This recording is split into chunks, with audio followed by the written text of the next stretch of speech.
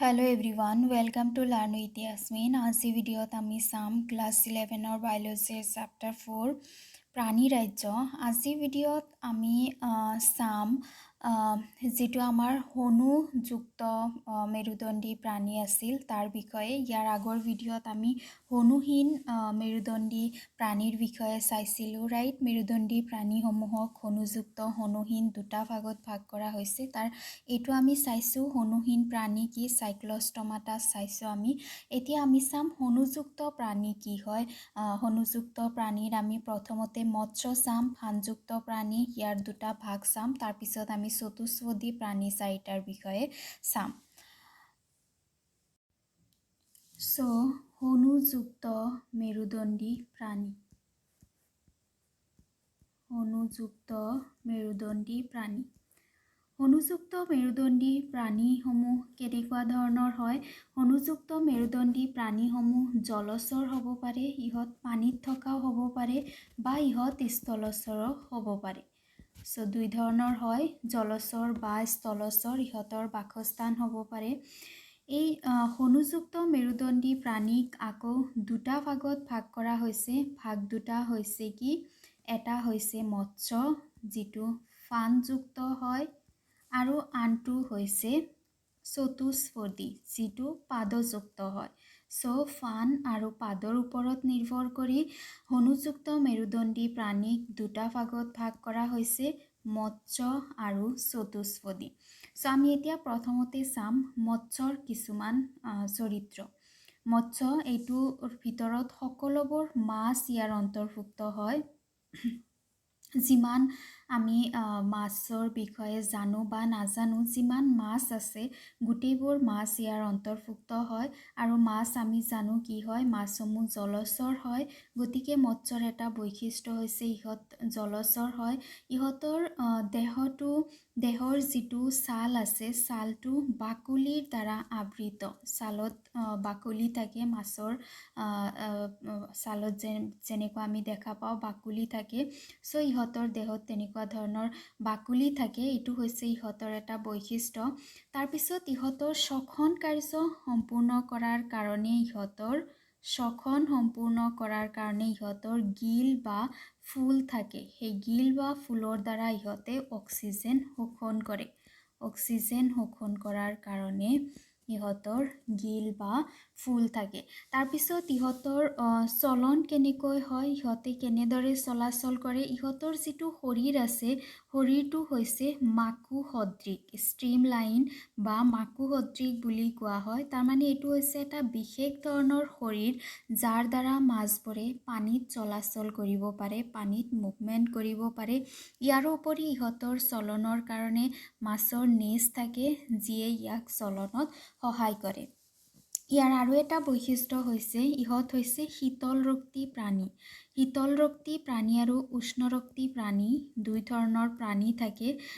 যিবোৰ শীতলৰক্তি প্ৰাণী আছে সিহঁতে শৰীৰৰ উষ্ণতা নিয়ন্ত্ৰণ কৰিব নোৱাৰে। যেনেকুৱা বতৰ যদি পৰিৱৰ্তন হয় তেতিয়া সিহঁতে শৰীৰৰ যি উষ্ণতা আছে সেয়া নিয়ন্ত্ৰণ কৰিব নোৱাৰে। কিন্তু উষ্ণৰক্তি প্ৰাণীসমূহে শৰীৰৰ উষ্ণতা নিয়ন্ত্ৰণ কৰিব পাৰে। যেনেকুৱা আমি উষ্ণৰক্তি প্ৰাণী, যেতিয়া গৰমৰ দিন হয়, বাহিৰৰ উষ্ণতা যেতিয়া বহুত বেছি হয় বাহিৰৰ উষ্ণতা, তেতিয়া আমাৰ শৰীৰ ঘামিবলৈ ধৰে। ঘামিলে আমাৰ শৰীৰৰ পৰা পানী ওলাই আহে, যাৰ ফলত আমাৰ শৰীৰৰ যি উষ্ণতা আছে সেয়া কমি যায়। গতিকে আমি উষ্ণতা নিয়ন্ত্ৰণ কৰিব পাৰোঁ। কিন্তু যিবোৰ শীতলৰক্তি প্ৰাণী আছে সিহঁতে শৰীৰৰ উষ্ণতা নিয়ন্ত্ৰণ কৰিব নোৱাৰে। তাৰপিছত মাছসমূহৰ বা মৎস্য শ্ৰেণীৰ প্ৰাণীসমূহৰ যিটো হৃদযন্ত্ৰ আছে, হৃদযন্ত্ৰটো দুটা কোঠালীযুক্ত। হৃদযন্ত্ৰত দুটা কোঠালী আছে, এটা হৈছে অলিন্দ আৰু এটা হৈছে নিলয়। অলিন্দ আৰু নিলয় দুটা কোঠালীৰ দ্বাৰা গঠিত হয়। ইয়াৰ যিটো অলিন্দ আছে, অলিন্দটো ৰিচিভিং চেম্বাৰ হয়। অলিন্দটোৱে কি কৰে, তেজ গ্ৰহণ কৰে। অলিন্দটোৱে তেজ গ্ৰহণ কৰে আৰু নিলয়ত তেজসমূহ পাম্প হয়। পাম্পিং চেম্বাৰ হয় নিলয়। সো ইহঁতৰ যিটো সংবহন প্ৰক্ৰিয়া আছে, সংবহন প্ৰক্ৰিয়াটো ছিংগেল ধৰণৰ, ছিংগেল চাৰ্কুলেশ্যন হয় ইহঁতৰ। ছিংগেল চাৰ্কুলেশ্যন মানে কেনেদৰে হয় চোৱা, ছাপ'জ এইটো ধৰি লোৱা হৃদযন্ত্ৰ, এইটো হৈছে কি হৃদযন্ত্ৰ। হৃদযন্ত্ৰত কেইটা কোঠালি আছে? দুটা, ৰাইট। এটা হৈছে অলিন্দ আৰু এটা হৈছে নিলয়। এতিয়া ইয়াতে কি আছে? মাছৰ ফুল আছে, শ্বসনৰ কাৰণে ফুল আছে। এই ফুলৰ সহায়ত মাছে বাহিৰৰ পৰা অক্সিজেন গ্ৰহণ কৰে। বাহিৰৰ পৰা মানে পানীত যিবোৰ অক্সিজেন থাকে, সেই অক্সিজেন ফুলৰ সহায়ত মাছে গ্ৰহণ কৰে। গ্ৰহণ কৰাৰ পিছত কি হয় যে এই যিবোৰ অক্সিজেন থাকে, অক্সিজেনসমূহ তেজৰ সৈতে মিলিত হয়। মিলিত হোৱাৰ পিছত যিবোৰ অক্সিজেনযুক্ত তেজ আছে, অক্সিজেনযুক্ত তেজ আছে, সেই অক্সিজেনযুক্ত তেজসমূহ ক'ত যায়? শৰীৰৰ বিভিন্ন অংগসমূহত যায়। শৰীৰৰ বিভিন্ন অংগসমূহত অক্সিজেনযুক্ত তেজসমূহ যায়।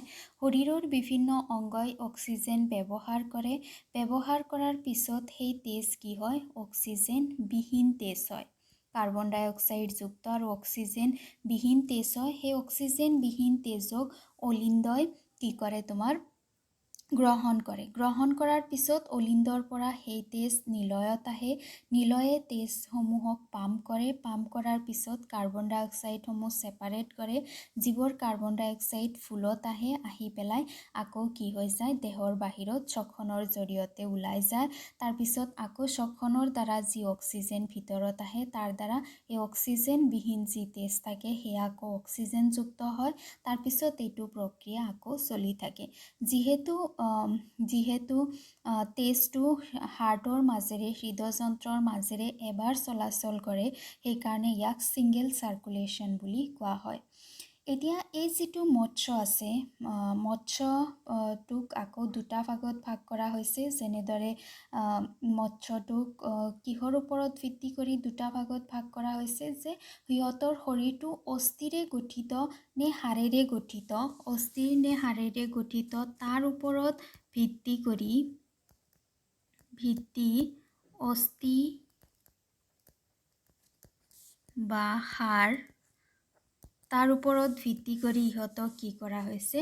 দুটা ভাগত ভাগ কৰা হৈছে। নাম্বাৰ 1 হৈছে কনড্ৰিকথিছ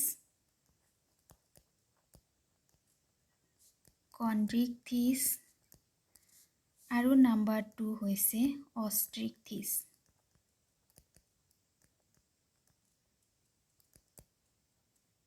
অষ্ট্ৰিকথিছ। কনড্ৰিকথিছৰ দেহ উপাস্থি বা অস্থিৰে গঠিত আৰু অষ্ট্ৰিকথিছৰ দেহ হাড়ৰ দ্বাৰা, বনৰ দ্বাৰা গঠিত।